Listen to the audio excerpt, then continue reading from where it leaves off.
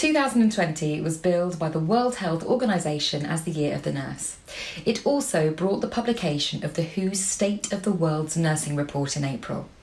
Nursing is the largest occupational group in the healthcare sector, amounting for 59% of those employed within it. The global nursing workforce numbers 27.9 million, of just which over 19 million are employed as professional nurses.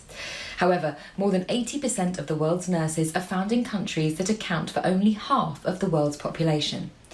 Nurses are especially lacking in countries across Africa, Southeast Asia and the Middle East.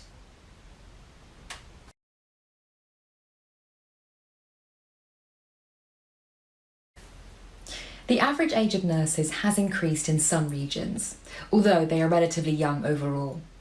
Regions that have the oldest nursing populations are America and Europe, and these regions therefore must increase their training of new nurses to contend with their ageing workforce. The number of nursing graduates will need to increase by 8% per year if the shortage is to be addressed by 2030. Looking at the average time it takes to educate a nurse, we find that the vast majority of nurses in Africa and the Western Pacific spend 3 years in education, compared to around half or less in other parts of the world. In these other areas, there is roughly an equivalent split between 3 years and 4 years of training, bar that the majority of nurses in Southeast Asia will spend 4 years in education. In the Americas, around 15% of nurses will spend 5 years in training. 53% of countries now have advanced practice roles for nurses. There is a good evidence that these roles will increase the availability of primary healthcare for rural populations and help the most disadvantaged in cities as well. 1 in 8 nurses will practice in a country other than where they were born or where they trained. This has led to higher income countries having a particular reliance on international nurses due to relatively low training numbers, but a high demand. 86% of countries have a professional body that regulates nursing. 2/3 of countries require an internal exam to be sat before a nurse may enter professional practice, and around 3/4 require some form of assessment of continuing professional development. Around 90% of nurses are female worldwide, although efforts are being made to move the profession to a less gendered footing.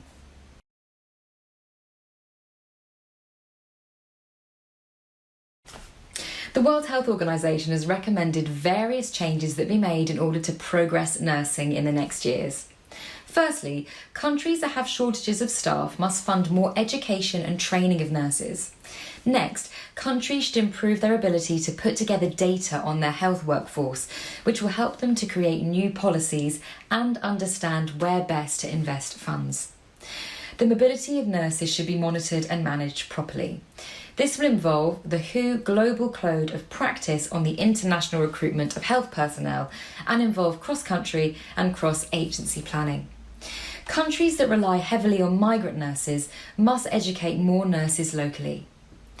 Nurse education should focus increasingly on primary care and universal health coverage. This can be helped by more investment in nursing teachers, working to open more clinical placement sites, and work to attract a more diverse and representative student body. Nursing leadership should take a larger role. This could involve the role of a senior nurse in the government, who will contribute at the highest level to national decisions on health, drive campaigns to increase data on nursing, and strengthen the nursing profession. Countries should be planning for a gender-sensitive nursing force that avoids any possible pay gaps or disparities between genders. Professional nursing should be modernised and standards universalised as far as possible. There must be collaboration between nurse leaders, governments and other important stakeholders in order to align the goals of nursing, healthcare in general and funding.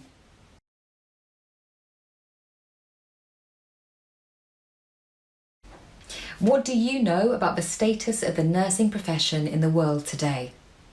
What is the World Health Organization and how does it affect the nursing profession? What do you think are some changes that should be made to the nursing profession in the coming years? What are some of the problems that you think face the profession of nursing at the moment?